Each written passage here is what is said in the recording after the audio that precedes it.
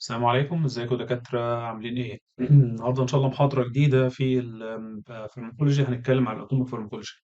اتكلمنا في المحاضرة السابقة عن الاوتونوميك نيرفس سيستم وشرحنا التقسيمة بتاعته السمباثيك والبارا سمباثيك نيرفس سيستم. محاضرة مهمة جدا. عشان تفهم المحاضرة بتاعت النهارده لازم تكون مذاكر المحاضرة دي بشكل كويس جدا يعني. لان المحاضرة دي هتعتمد على فهمك للريسبتورز. يعني مثلا اتكلمنا في المحاضرة السابقة في الباراسمباثيك نيرفس سيستم أو في السمباثيك نيرفس سيستم قلنا إن هو بيطلع من السوراكو لامبر ريجن. تمام.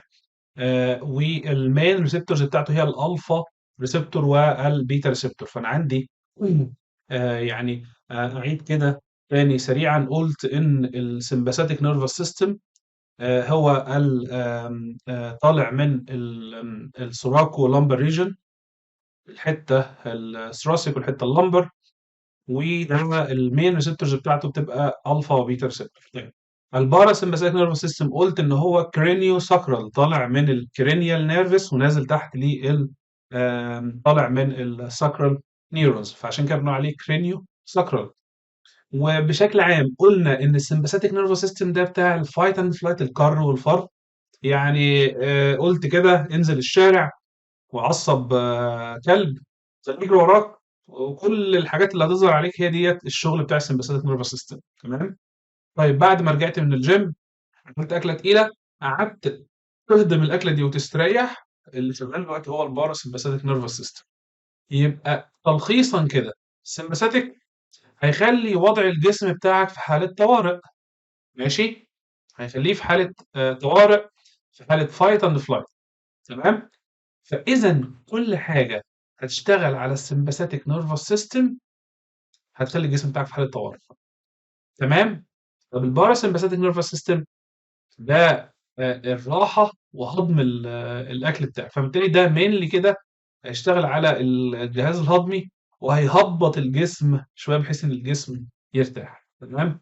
يبقى اذا ده بالنسبه للسمباثيك نيرفس سيستم والباراسمباثيك. عشان كده نلاقي السمباثيك بيشتغل على الاي، يعمل مدريزس، يوسع الاي، بيقلل السليفري فلو، انا مش محتاجه في حاجه، انا ما بهضمش دلوقتي. هيزود الستروك فوليوم والهارت ريت عندي. هيعمل فازو كونستريكشن البلاد فيسل، هيرفع الضغط. هيقلل البريستالسيس والسكريشن، عشان كده هو اصلا ما بيساعدش في الهضم. والجلايكوجين هيطلع جلوكوز، لان كل النشاطات اللي هتحصل محتاجه جلوكوز، فبالتالي يطلع لي جلوكوز كتير. وهيعمل انهبيشن للبلادر كونتراكشن. وكمان هيشتغل على الادرينال جلاند، طلع ابنفرين زي ما احنا عارفين. وكمان البيتا 2 ريسبتور بيحصل لها برونكو دايليتيشن. تمام. طيب الباراسمباثيك نيرفس سيستم العكس بقى، مايوزس، ستيميليشن للسليفري جلاند، هيقلل الهارت ريت، هيعمل برونكو كونستريكشن، هيستيموليت البريستالسيس والسكريشن، وهيعمل ستيموليشن للبايل ريليز، وكمان هيعمل بلادر كونتراكشن. ماشي، الاثنين عكس بعض. طيب تعالوا نتكلم كده في الفارما بقى. الموضوع بسيط جدا. الفارما اللي هنتكلم فيها شويه حاجات هتشتغل على السمباثيك نيرفس سيستم، تعمل له ستيميليشن وتعمل له انهبيشن. والعكس هيحصل برضه في البارا سمباثيك نيرفس سيستم. اول حاجه هنتكلم عنها هي السمباسو ميميتكس او السمباسو مايميتكس. تمام. ميميكينج يعني محاكي. تمام. يعني دي حاجات هي شكل السمباثيك نيرفس سيستم، عشان كده بنقول عليها ادرينرجيك. تمام. ادرينرجيك اجونست.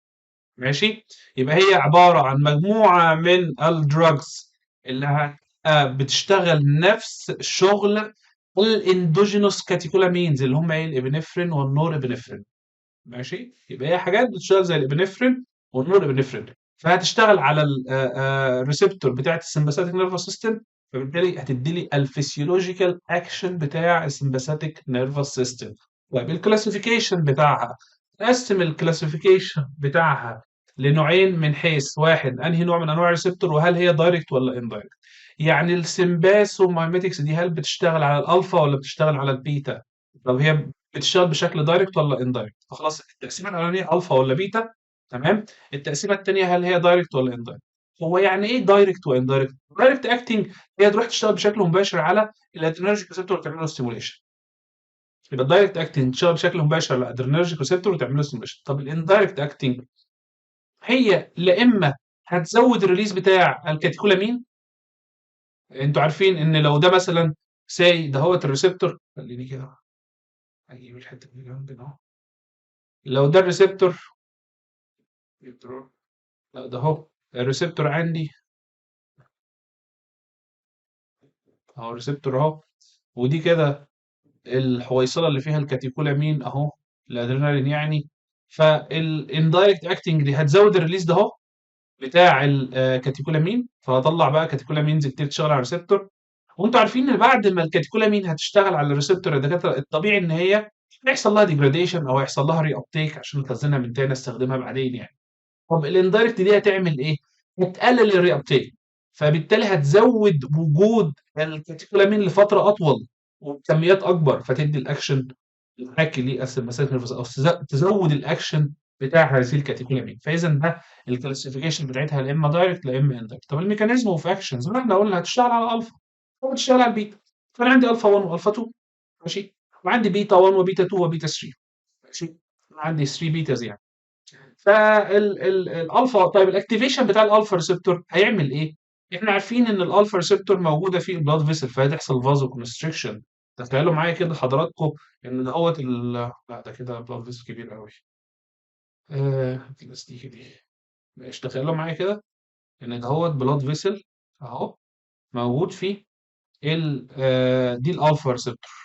فالالفا ريسبتور دي بيحصل لها ستيميوليشن تعمل فازو كونستريكشن للبلاد فيسل، ماشي.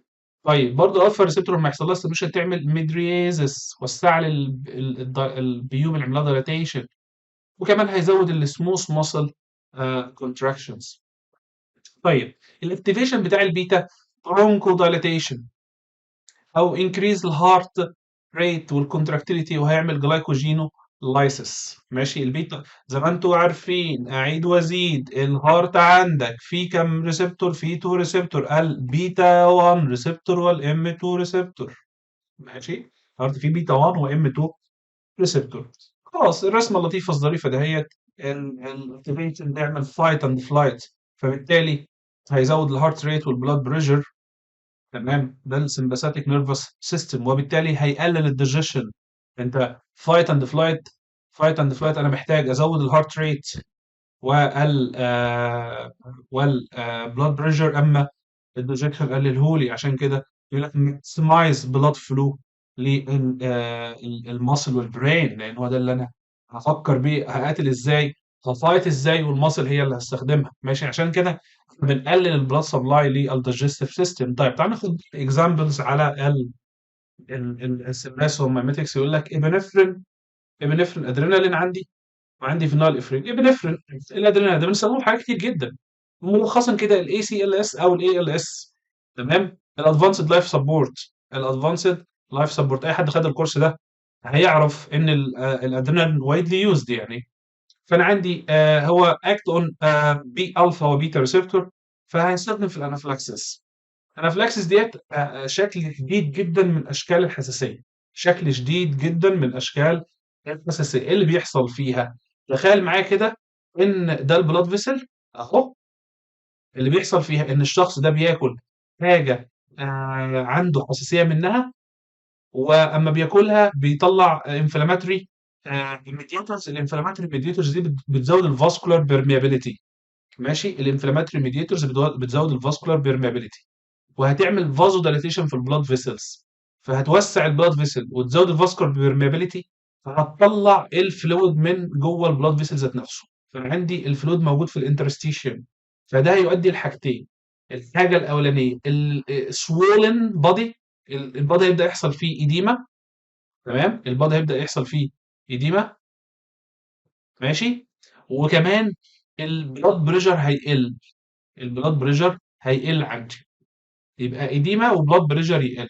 ده اللي بيحصل في الانفلاكسس، او ده المين باثولوجي في الانفلاكسس. طيب انا مهدي بقى الادرينال، هيحصل ايه؟ هيحصل فازو كونستريكشن للبلاد فيسل، فهبدا ارفع الضغط والفاسكولار برميابيليتي هتقل، فانا كده بعالج الانافلاكسس. عشان كده بندي انترا ماسكولار ادرينالين، تمام، انترا ماسكولار ادرينالين في حالات الانافلاكسس. انترا ماسكو ادرينال في حالات الانافلاكسس. طيب احكي لكم حاجه سريعه كده. كان طفل النهارده يعني من 3 ايام تقريبا، من 3 ايام من المستشفى. الطفل عنده 18 سنه، يعني هو ادلت طفل كده. هو عنده بينت الرجي. للاسف كان يوم صعب جدا. كان شغال مع والده، وبعدين راح يجيب تقريبا سندوتش مش عارف ايه كده من مطعم.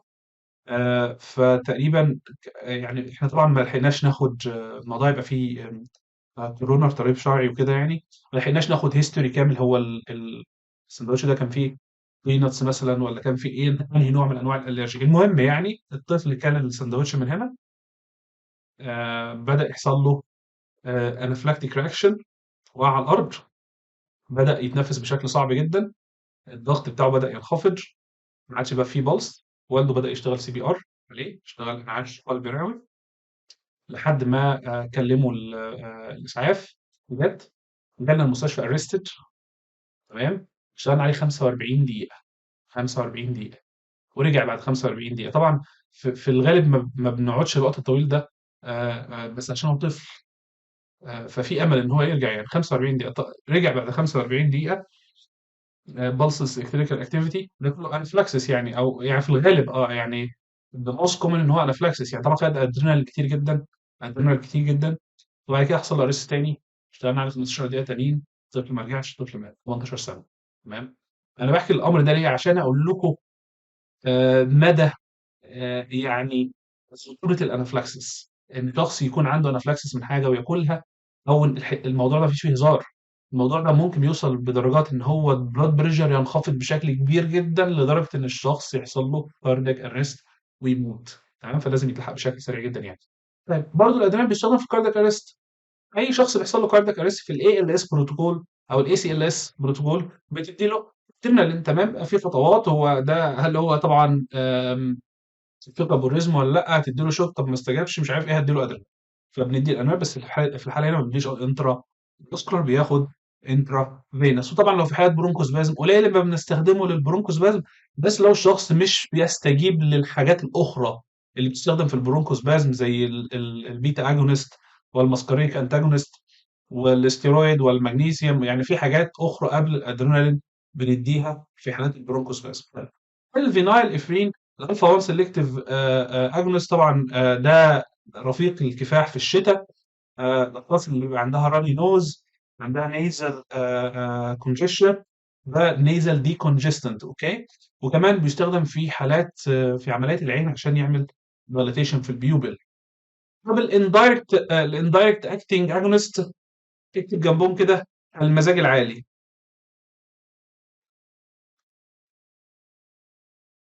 حاجات المزاج العالي الامفيتامينز والكوكايين. يبقى اندايركت اكتنج اجونست هيبقى الامفيتامين والكوكايين. طب الامفيتامين ده هو بينهانس ريليز، هو بقى اندايركت يعني، بتاع النور ابنفرين. ماشي. الدوبامين. فده بيستخدم بجرعات محدوده في حالات الاتنشن ديفيسيت هايبر اكتيفيتي ديس اوردر والناركوليبس، ولكن طبعا بيحصل له ابيوز، من ضمن الحاجات اللي الناس بتستخدمها في الابيوز. طيب عندي بعد كده الكوكايين. طيب الكوكايين برضو بينهبت الري ابتيك بتاع النور ابنفرين. طبعا لما تروح تجيب الكوكايين من الديلر بتاعك، قول له كده انا عايز اديك شويه معلومات هتخليك تزود المبيعات بتاعتك. وخده كده واقعدوا على الارض وابدا اشرح له ده بيشتغل ازاي. بص يا عم الحاج، الكوكايين ده هوت اما الشخص بياخده، انت عارف طبعا الديلر بقى بتكلمه انت، تقول له كده انت عارف طبعا ان النور ابنفرين بيطلع يشتغل على الريسبتور وبيعمل الاكشن، وبعد كده يحصل له ري ابتيك. الكوكايين بقى اللي انت بتديه للزبائن بتوعك ده بيقلل الري ابتيك، فيبقى في عندك نور ابنفرين كتير، فيشتغل على الريسبتور كتير، فيعمل بقى مزاج عالي، يشتغل بقى على النيرفس سيستم كده، يخلي الشخص ده مزاجه عالي خالص يعني، هو والدوبامين. تمام. طبعا الديلر ده هيحبك جدا وهيطردك ويقول لك ما عادش تيجي لي هنا تاني خالص يعني. طيب فالكوكايين ده من الحاجات من اشهر الحاجات اللي بيحصل لها ابيوز، ولكن يعني بجرعات معينه. ممكن يستخدم في اللوكال انستيكس يعني. تمام. بجرعات معينه بيستخدم في اللوكال انستيكس. كل الحاجات دي طبعا بتستخدم في اللوكال انستيكس. رسمه لطيفه ظريفه بتقول لك الاكشن بتاع كل واحد من دول على الريسبتور بتاعه. فالالفا 1 contraction of radial muscle فهيعمل ميدريزس، والبيتا سيلري muscle يعمل ريلاكسيشن في الفار فيجن. الالفا 1 لما يحصل لها انهبيشن هتزود السكريشن. البيتا 1 لما يحصل لها ستيميليشن، سوري الالفا، احنا الالفا 2 على فكره. البيتا 1 هيحصل لها هيزود الهارت ريت، الكونتراكتيليتي والكوندكشن فيلوسيتي. الالفا 1 برونكو كونستريكشن، البيتا 2 برونكو دايليتيشن. البنكرياس بقى الالفا 1 هتقلل انسولين سكريشن، وده اللي بيشتغل في حاله الفايت اند فلايت. والبيتا 2 هتزود الانسولين سكريشن. الالفا 1 في الجي اي هتعمل سفنكتر كونتراكشن. البيتا 2 بتقلل التون والموتيليتي، بتشتغل في حاله الفايت اند فلايت. الالفا 1 الجلايكوجينولايسيس اند جلوكونيوجينيسيس، ماشي، هي الالفا 1 والبيتا 2. بيتا 3 ار طبعا. الابدومينال بلاد فيسل، الالفا 1 كونستريكشن والبيتا 2 دايلاتيشن. البلادر الالفا 1 سفنكتر كونتراكشن، اما البيتا 2 ديتروزر ريلاكسيشن. ماشي، يبقى اذا ده بالنسبه للالفا والبيتا ريسبتور. طب الكلينيكال يوز بقى خلاص كلام بسيط جدا يعني. الكارديو فاسكولار ابلكيشن لايك الابنفرين والدوبامين، احنا قلنا طبعا ان هم يستخدموا في حالات الكاردياك ارست والانافلاكسس and shock to increase cardiac output and blood pressure. انت بتدي طبعا ده الادرينالين عشان يزود الكاردياك اوتبوت، ويزود كمان اللي هو ليه بيتا اكشن وليه الفا اكشن، ويزود البلاد بريشر يعني. الريسبيراتوري البيتا 2 اجونست زي الالبيترول اللي يوزد ان برونكو دايليتور، من الحاجات المشهوره جدا يعني في الازمه والكرونيك اوبستراكتيف بالمونري ديزيز. طب الاوفسالميك بروسيجر لسه قايلين دلوقتي الفينال افرين ده هيوزد از ميدرياتيك. تيجي تلاقي الشخص بعد ما يروح لدكتور عيون طالع عامل كده تغرق ليه؟ احنا عملنا له طبعا، وسعنا اللي عملنا دايلاتيشن، بيبولر دايلاتيشن، وكمان مخلين العين مفتوحه بنسبه 500%. ماشي، ده بيساعد طبعا في الاي سيرجريز يعني. النيزل دي كونجست زي ما احنا قلنا بقى ايه، الالفا اجونست السودو افيدرين والافيدرين ده بيستخدم كنيزل دي كونجستنت. طيب ممتاز جدا. السايد افكت بقى بتاع الحاجات دي كلام بسيط كده يعني. انت بتستخدم حاجات ترفع الضغط وتزود الهارت ريت، فبالتالي لو زادت هتعمل ايه؟ هتعمل هايبر تنشن، هتعمل تاكيكارديا، هتعمل بالبيتيشن وتريمور وانكزايتي. طب اما الشخص بيستخدم السمباسومايميتكس بشكل مطول او زاد عن اللازم، ده يحصل له توليرانس. اديها زي ما تديها مش هيحصل افكت. تمام، يعني ادي كتير. عشان كده مع الوقت الشخص بيحتاج ان هو يزود الجرعات بتاعته، زي الشخص اللي بياخد الالبيترول كبرونكو دايليتور يعني. كمان شويه هو الجرعه اللي بياخدها ما عادش بتعمل برونكو دايليتيشن الكافي يعني. طب انت وانت بتستخدم وانت بتدي الحاجات ديت، خد بالك ما تديش حاجتين سمباسوماميتكس مع بعض، ده ممكن يودي البيشنت في داهيه. يعني ممكن تدخل البيشنت في اريزمي، ممكن تدخل البيشنت في السيفير يعني. ما تديش حاجتين هيشتغلوا يمسكوا الهارت، يخبطوا عليه الاثنين في نفس الوقت، فيطلع الهارت ريت عالي جدا. مثلا البيشنت في اريزمي خطيره جدا، مثلا البيشنت في هايبر تنشن بشكل خطير جدا يعني. عند جلوكوما طبعا ايه، الناس بتوع الاي بقى اما تعمل اصلا دايليتيشن للبيوبل ده بتقلل الاكسكريشن بتاع الاكوس فلويد، فبالتالي اصلا انت هتعمل اكزاسربيشن للجلوكوما ذات نفسها. طب الدراج انتر اكشن بقى في بعض الادويه اما هتستخدمها مع السمباسومايميتكس هتقلل الاكشن بتاعها. يعني مثلا ما ينفعش تروح تستخدم بيتا بلوكرز مع السمباسومايميتكس. ليه؟ يا عم هو انت عايز تشغل البيتا ولا عايز تقفلها؟ خد بالك من الحته دي يعني. ما تشتغلش حاجتين يشتغلوا مع، انت كانك بتعمل ايه؟ بتبدلهم يعني. تمام، بتضيع وقت. او ما تستخدمش حاجات هتخلي الجسم في حاله امرجنسي اصلا اكتر ما هو امرجنسي. يعني مثلا المونو امان اكسيديز انهبيتور الماو، تمام، بتستخدم في حالات السايكايتريك ديس اوردر يعني، وبتدي معاها كمان سمباسوماميتكس. فانت هتخلي الشخص ده عامل زي الحصان اللي في السبق. تمام، هو على فكره دول الاحصنه اللي في السبق الحاجات دي.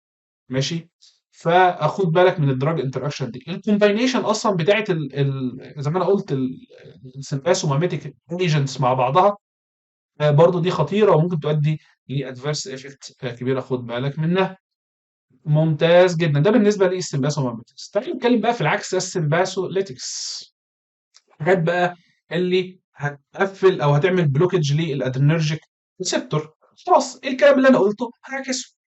ماشي، يبقى ديت برضو هتسمى الادرينرجيك بلوكر. ده هتعمل ايه؟ لا اما هتقفل الريسبتور، لا اما هتقلل هتنهبت الريليز اصلا بتاع الاندوجينوس كاتيكولامينز اللي هي الابنفرين والنور ابنفرين.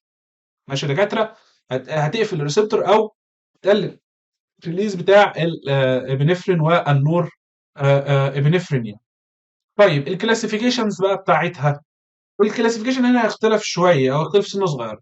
احنا برضو هنقسمها من حيث هل هي بتشتغل على الالفا ولا بتشتغل على البيتا.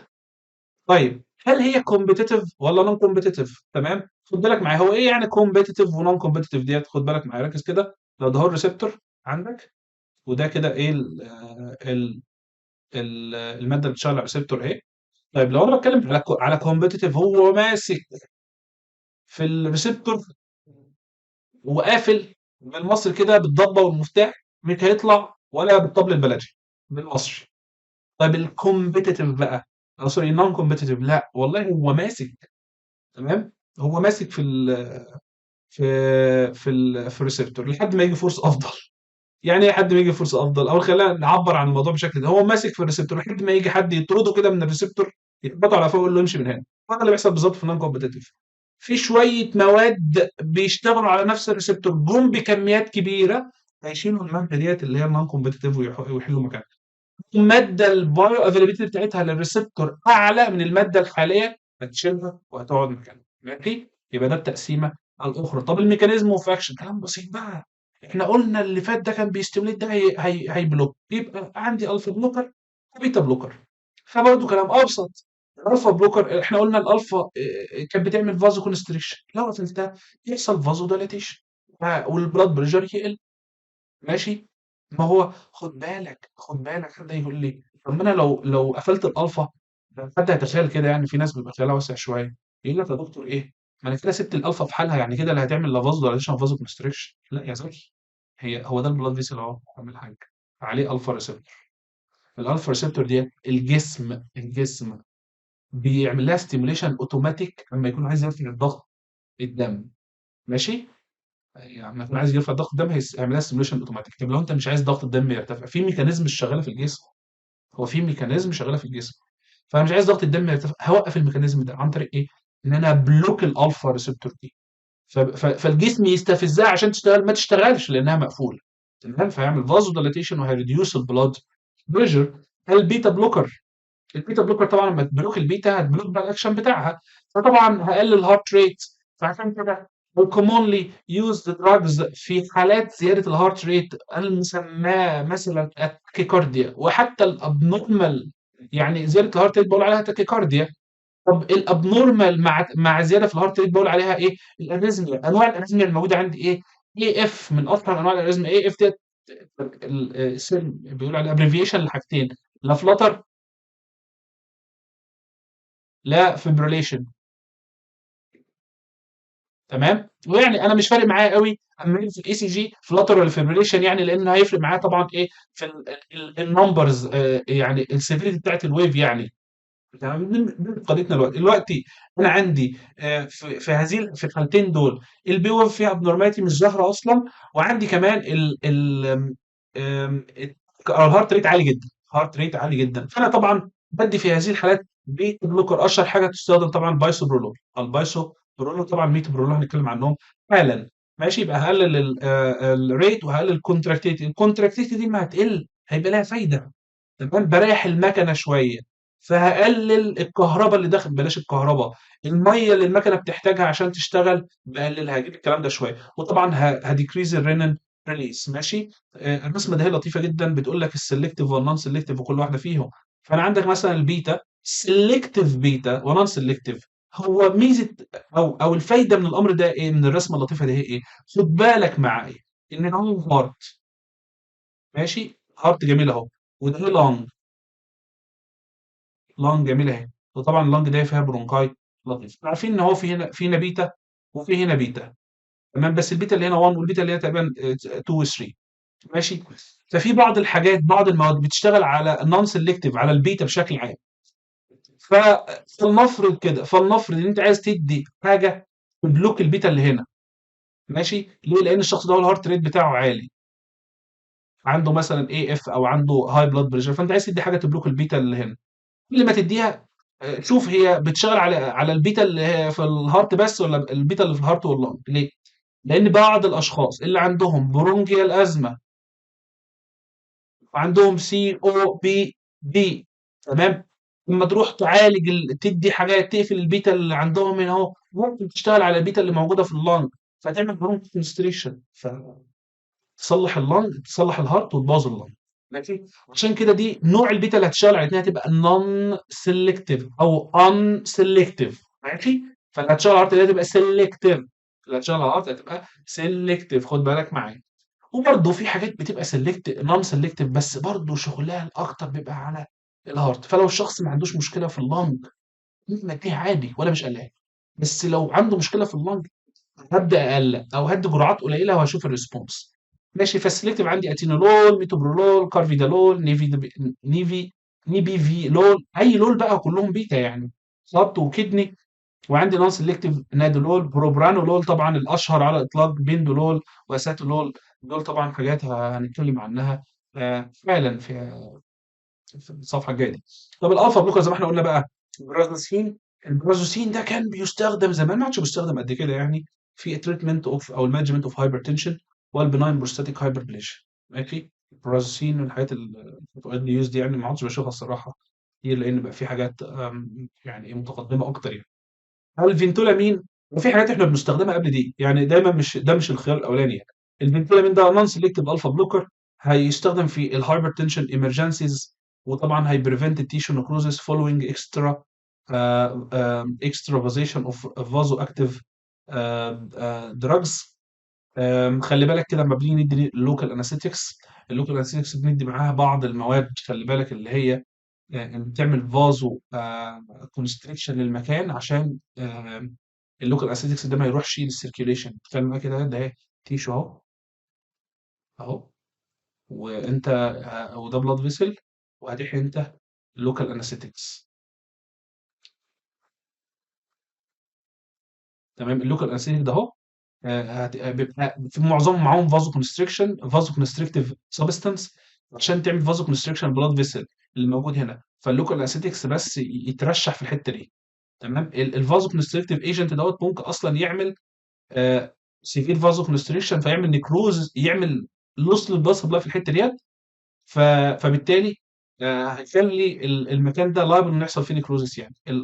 الفنتولامين ده من الحاجات اللي هتعمل فازو ديلاتيشن في الاماكن ديت، لو اضافت او لو ده حصل، فيعمل يقلل حته التيكو نيكروزس يعني. طب البيتا بلوكرز بقى، عندي البروبرانولول من الحاجات المشهوره جدا، اشهرهم على الاطلاق هو نون سيلكتيف بيتا بلوكر، هيستخدم في التريتمنت بتاع الهايبرتنشن قليل جدا، او كل شويه يدخلوه في الجايد لاينز ويشيلوه. في الانجينا والكاردياك اريزميا عارفين المايجرين بروفلاكسس او الميجرين بروفلاكسس، برضه هيستخدم فيها بروفلاكسس، لكن مش تريتمنت. التريتمنت ده حاجات تانية. اللاموتريجين والجابابنتين هذا بيستخدم في التريتمنت يعني. الميتوبرولول برضو ده سيلكتيف بيتا 1. ماشي، هايبرتنشن انجينا هارت فيلير، احنا في الغالب بنستخدمه في حالات الاريزمياس، يبقى الميتوبرولول دايما بيستخدم في حالات الاريزميا يعني، ساعات بيستخدم في الاي اف، بس لو الشخص ده ما استجابش ليه الباسبرول. طب التريتمنت خلاص بقى، ما احنا قلنا اليوز بقى، خلاص بقى قلنا هايبرتنشن يا سيدي، كاردياك اريزميا، ماشي، انجينا بيكتوريز وانكزايتي. تعالوا كده اما ناخد كام حاجه فيهم كده نعلق عليها. احنا قلنا بقى الكاردياك اريزميا، البروبرانولول مش اشهرهم، الاشهرهم البايسوبرولول. تمام، البايسوبرولول ده اشهر حاجه بتستخدم، البايسوبرولول اكتر حاجه بتستخدم، وبيستخدم في حالات الكاردياك اريزميا، اشهرها الاي اف. ماشي، البايسوبرولول، الاي اف. والهايبرتنشن زي ما انا قلت في حاجات اخرى يعني، احنا بنستخدم الايس انهبيتور الاول، والبيتا سوري، والكالسيوم شانل بلوكر، وبعد كده ايه يجي البيتا بلوكر يعني، او الالفا بلوكر. تمام.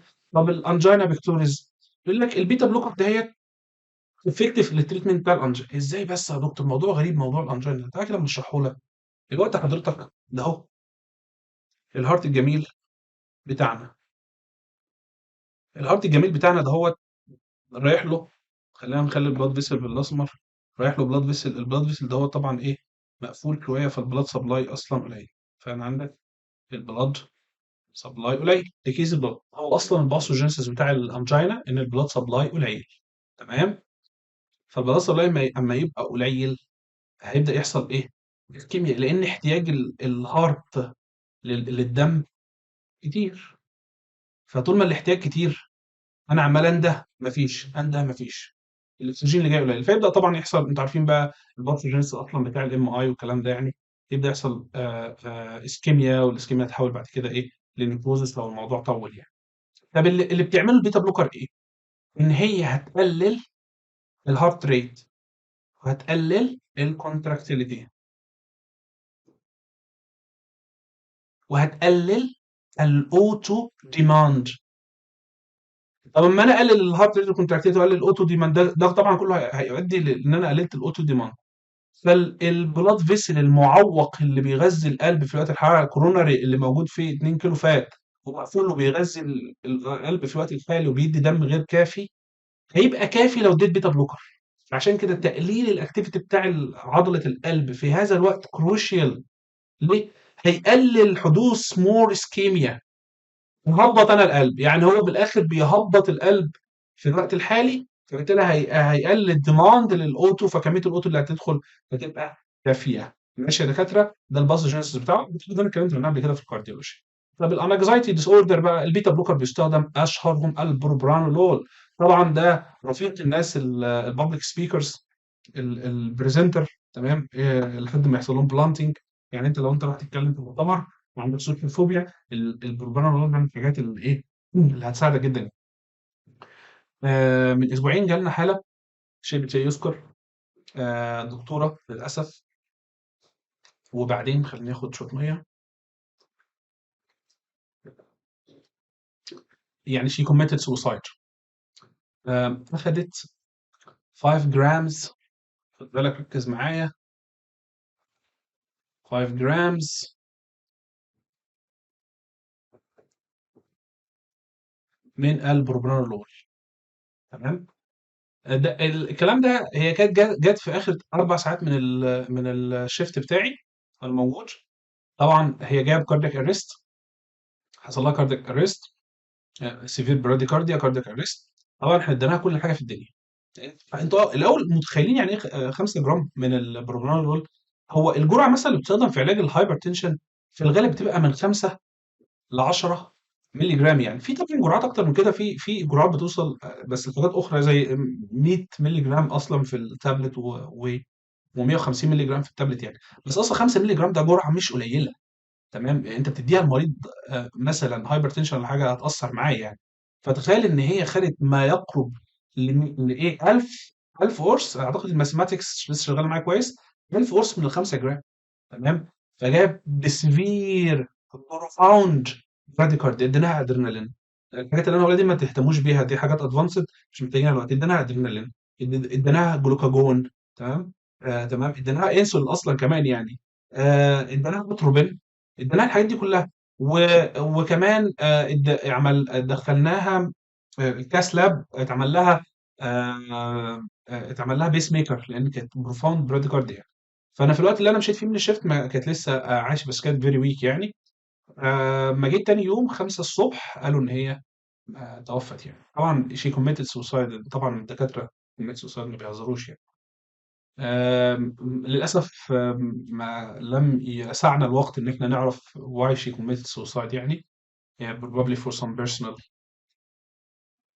فيعني المهم، يعني وقوفا على الامر ده، انا عايز اقول ان الاطباء للاسف وطلاب الطب اكتر الاشخاص العرضه للبيرن اوت. تمام، لان احنا دايما في حاله مذاكره وحاله كومبيتيشن مع نفسنا ومع الغير. يعني ده شيء موجود فينا، موجود في شخصياتنا. والموضوع بيزيد اكتر لما بندخل الكليه، لان احنا قبل ما ندخل الكليه كنا في مجتمع، او المجتمع الطلابي اللي احنا كنا فيه كان مجتمع متنوع، في ناس شاطره وفي ناس مش شاطره، في ناس تنافسيه وفي ناس مش تنافسيه. لا احنا بقى لما بندخل الكليه كل الموجود تنافسيين وشاطرين وبمستوى عالي، فبالتالي الموضوع ده بيحط عبء نفسي كبير علينا. دايما بنحس ان احنا في حاله كومبيتيشن، مش بس مع نفسنا كمان مع الغير. تمام، او مش بس مع الغير، كمان مع نفسنا. يعني انت اصلا لو انت قاعد كده، طب انا ما عملتش ده ليه؟ طب انا ما وصلتش ده ليه؟ تمام. فده كله بيحط عبء نفسي كبير علينا. في امتحانات كتير جدا، وفي امتحانات بعد التخرج، وانا هعمل ده ولا هعمل ده، وانا اصلا بذاكر معادله، ده في محاضره دكتوره ابراهيم نازلها زياده، ده مش عارف ايه ده. الكلام ده كله بيعمل عبء نفسي. فانا عايز اقول بس ان الطب ده جزء من الحياه. ماشي. الطب ده عباره عن جزء لا يتجزأ من الحياه، ده مش كل حياتك. لو انت ما اتعاملتش مع الطب بالشكل ده هيأثر عليك سلبيا. لازم يبقى في جزء كبير جدا من حياتك عشان ترفه فيه عن نفسك. صحتك النفسيه اهم حاجه. صحتك النفسيه اهم من اي شيء. تمام. يعني الصحه النفسيه دي حاجه مهمه جدا، والصحه النفسيه دي حاجه بايدك انت اللي هتعملها، وانت اللي هتحفز عليها فده شيء مهم جدا. لازم تهتم بيه. لازم يبقى عندك وقت بتريح فيه نفسك من كل حاجه. عندك وقت كده بتبعد فيه عن الطب اصلا يعني. عندك وقت بتستمتع فيه بنفسك فقط لا غير. تمام. واعرف ان انت في مكان كويس. انت اصلا طالما انت في طب في مكان كويس. ماشي. فخد الامور بشكل بسيط يعني. واعرف ان كل انسان يعني ربنا كاتب له حاجه كويسه يعني. ومش شرط ان انا ابقى يعني مش شرط ان انا ابقى دايما في حاله كومبيتيشن. تمام. يعني اعمل اللي عليك وكل حاجه، بس دايما ما تحطش نفسك في مقارنات مع اشخاص اخرين يعني. خلي بالك انت ممكن مثلا تحط نفسك، انت ممكن تحط نفسك في مقارنه معايا، انت ما تعرفش انا عندي ايه. يعني مثلا ما تعرفش هو في ايه في الحياه، قصاد ايه في الحياه. الامور موازين ربنا مختلفه. تمام. فعشان كده اهتموا بصحتكم النفسيه، دي اهم من اي حاجه. هو ده اللي هيبقى. والموضوع تدريجي. الموضوع تدريجي. اول ما تحس انت عندك بيرن اوت وقف. يلا خلينا نكمل المحاضره بتاعتنا. فالبروبرانول من الحاجات اللي بتستخدم عشان تقلل الهارت ريت، وفي نفس الوقت هي بتاثر على النيرفس سيستم، فبالتالي هتقلل الانكزايتي. عشان كده ده دواء كويس اثناء فترات الستريس الكبيره زي الامتحانات وكده، او لو حد هيعمل زي ما انا قلت هيبقى هيدي بابليك سبيتش يعني. طب السايد افكت بقى، خلاص احنا قلنا بقى حاجات هتقلل الضغط الدم فهيبقى اورثوستاتيك هايبوتنشن، ديزنس فاتيج. هو الاورثوستاتيك هايبوتنشن ليه؟ انا شرحتها بقى. الناس اللي مذاكره الشابتر المحاضره اللي فاتت لما انا اتكلمت بقى هو ازاي الاورثوستاتيك هايبوتنشن اصلا احنا بنعالجه. تمام. او ازاي هو بيحصل اصلا يعني. فارجعوا لها بقى. ديزنس فاتيج، براديكارديا، وسيكشوال ديسفانكشن. طيب abrupt withdrawal of beta blocker. انت مره واحده كده وقفت البيتا بلوكر، ايه اللي هيحصل؟ يحصل ريباوند هايبرتنشن. شخص ضغطه يعلى ويحصل انجينا اكزاسربيشن. ليه؟ لان حضرتك انت كنت بتدي بيتا بلوكر. البيتا بلوكر ديت كانت مقلله الضغط. الجسم كان متعود عليها عشان يقلل الضغط. ماشي. فشلتها خلاص بدأ الجسم خلاص يحصل هاي بلاد بريشر مره واحده. تمام. طب الانجين اكزاسربيشن ايه اللي هيحصل فيها؟ زي ما انا قلت، انت كنت مقلل الاكتيفيتي بتاع الهارت بشكل معين. فالبلاد فيسل المريض كان بيودي دم كافي للهارت. اول ما وقفت البيتا بلوكر مره واحده تاج الهارت دم اكتر واكسجين اكتر اللي هم مش متوفرين، فبدا يحصل انجين. وطبعا ده ممكن يتطور لمايكاردال انفكشن يعني. عشان كده لما تيجي تعمل وقف البيتا بلوكر اعمل جرادوال ويزدرول يعني. آم، برضو بعض الادويه ديت هتستخدمها بحذر في حالات الهارت فيلير، بالذات لو انت هتستخدم بيتا بلوكر في حالات الهارت فيلير وشخص يكون عنده سيفير اصلا هارت فيلير. فخد بالك لان ده ممكن يؤدي لاكزاسربيشن هارت فيلير. زي ما انا شرحت من شويه الازمه البريفرال فاسكولار disease as symptomatic may exacerbate this condition يعني. يعني انت جد اصلا السمباثوليتكس هو ممكن اصلا يسوء حاله البريفرال فاسكولار ديزيز. طيب في رسم عندنا هنا اهوت نون هايبرتنشن هارت بامبنج نورمالي، هايبرتنشن هارت بامبنج. انا مش عارف ايه علاقه الرسمه دي بالحته دي. بس هي حلوه يعني. تمام. البلاد فلو ايزلي ثرو ذا فيسل لو ما فيش هايبرتنشن. طب لو في هايبرتنشن في تربلانس اصلا في البلاد فلو زي ما انتم شايفين. فالبلاد فلو ماي نوت فلو ايزلي ثرو ذا بلاد فيسل. يعني اصلا اي حد بيبقى عنده هايبرتنشن تربلانس البلاد فلو، وكمان البلاد فيسل ذات نفسها بتبقى هاردر وسيكر وعرضه اكثر للاثيروسكلروزس. مش عارف صراحه ايه علاقتها هنا، بس معلومات طبيه مش هنخسر حاجه يعني. طب الدراج انتراكشن لما احنا قلنا بقى خلي بالك السمباسو ليتكس ديت اما تيجي تديها مع الكالسيوم شانل بلوكر خد بالك هتزود الايفكت بتاع تقليل البلاد بريشر بشكل كبير. لما تيجي تديها مع الدايوريتكس خد بالك برضو نفس الفكره. الانتي اريزمكس خد بالك مع اي حاجه يعني لما تيجي تدي السمباسوليتيك مش بس السمباسوليتيك، اي تو دراجز بيعملوا نفس الاكشن او اكشن مشابه ده مشكله كبيره جدا. تمام. هيحصل سايد افكت كبير منهم يعني.